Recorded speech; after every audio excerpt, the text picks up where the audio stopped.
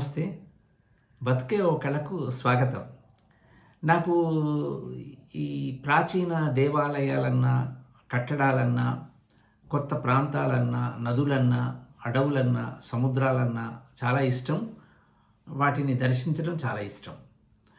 అట్లా ఒకసారి ఒక 10-12 ఏళ్ల క్రితం ఒక 100 ఏళ్ల చరిత్ర ఉన్న ఒక ప్రాచీన దేవాలయానికి వెళ్ళినప్పుడు ఒకతన్ని చూశాను. అతను పిల్లంగోవి మీద పాట పాడుతున్నాడు నిల్చొని. గమనిస్తే అతనికి చూపు లేదు, కళ్ళు లేవు, పాట మాత్రం పాడగలడు. చాలా శ్రావ్యంగా పాడుతున్నాడు ఆ పిల్లంగోవి మీద. నేను ఆ పాటలన్నీ శ్రద్ధగా విన్నాను. అది పాటలు పాడి అతను వెళ్ళిపోయాడు.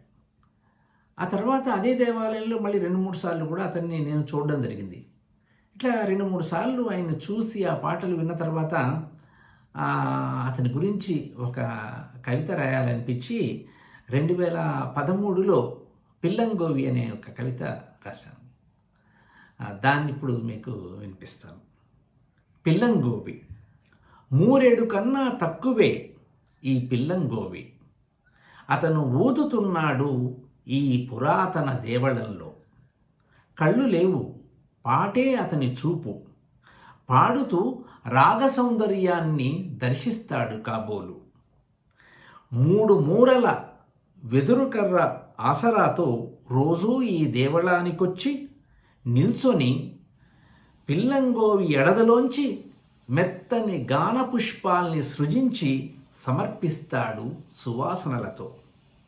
మెత్తని గాన పుష్పాల్ని సృజించి సమర్పిస్తాడు సువాసనలతో.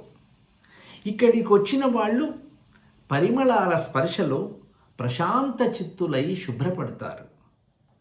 పాటలో లీనమై పరవశులై ఎవరు కరుగుతున్నారో అతను చూడలేడు.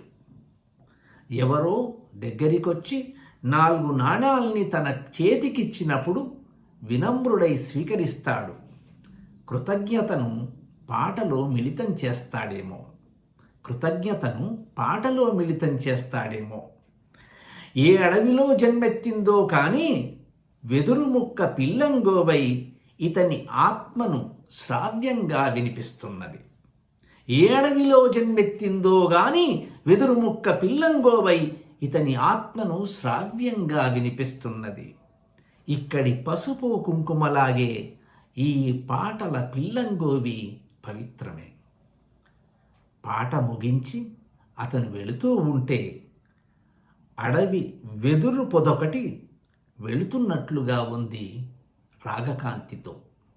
పాట ముగించి అతను వెళుతూ ఉంటే అడవి వెదురు పొదొకటి వెళుతున్నట్లుగా ఉంది రాగకాంతితో. నమస్తే.